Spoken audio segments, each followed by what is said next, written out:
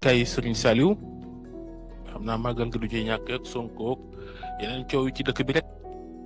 loolee moo nekk sax ci xët wu njëkk l'Observateur yéen kaay groupe Futurs Médias bi dellusiwaat ci màggal gi ak ren ni mu particulier ndax nag dafa méngoo ak téeméeri at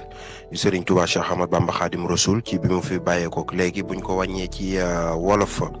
lu aju itam ci xët wu njëkku l'Observateur mën nañ fa jàngee. ki nga xam si moo di Alioune Sall ministre bi ñu dénk wàllu communication li mu yëkkati jëmale ko ci fisc bi ci presse bi loolee amul le maître Moussa Bocar Thiam mujjee nekk ministre communication ci nguur gi fi jóge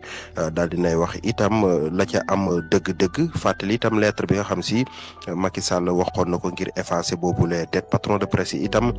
dal ci kaw boobule ministre Aziz Dabala di kon ki si woon lool ci wàllu caada gi doon yëngu ci wàllum fecc ñu fekk ko fi ca appartement am ray ko fële ca Pikine Technopole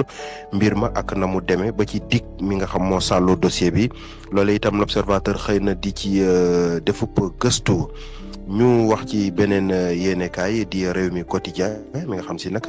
nee na Touba fi mu toll nii daanaka sele bu yoonu politicien yëpp la muy Ousmane Sonko Barthélémy Diaz Aliou Sall ba ci Déthié Fall ñoom ñëpp amal nañ fi tukki nemmeeku ni ki démb Le Soleil national ne Ousmane Sonko ci kanam xalifa général des Mourides nee na dañoo am contrat ak Touba bés bi le jour ne Touba noonee kon la ko bindee ci aw xëtam ak nag waajaay lu màggal gi nga xam ni suba rek la ñuy àgg ci bésub Serigne Touba Cheikh Ahmad Bamba Khadim Rasoul la journal L'Info moom politique moo ko yitteel Macky Sall mi bëgg a dajale ay alliés su ko defee nag ñu daal di gën a dëgëral libéraux yi nga xam ni 2000 ba 2024 ñoo yore nguur gi. Source A nee na ci jile jamono la ñu bari di prox ndolu jël gaali loo ciy bëgg a utali biti réew nguur gi nag l'armée bi la teg ci peggi géej gi ñu daal leen di wattu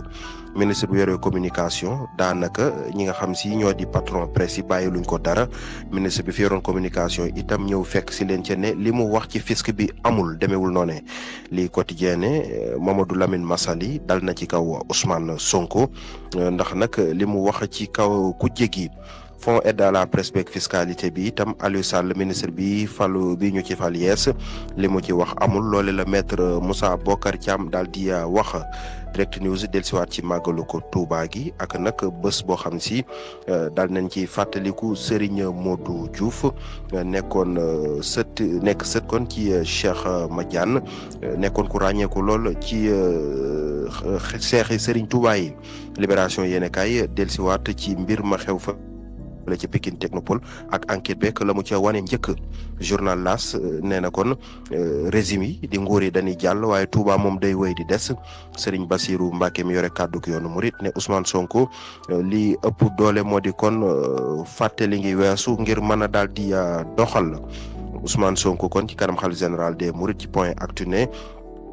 ñoom ak Touba dafa am lu leen warloo yéenekaay bi itam daal dinay dellusiwaat ci juróomi mbenni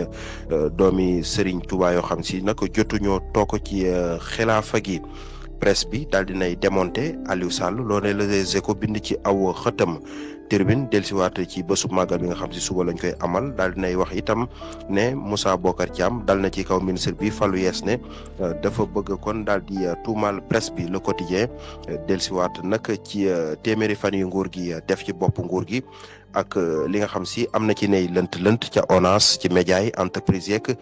diplomatie bi Ousmane Sonko ci Touba noonee kon la ko Walf Quotidien daal di bind ci aw xëtam daaneele ak record mi wax nag ci défense Sénégal bi fi mu toll nii nag ñaxate kan moo ko nar a gunge ci diggante Abdou Diallo ak Kalidou Koulibaly la samp laaj Babacar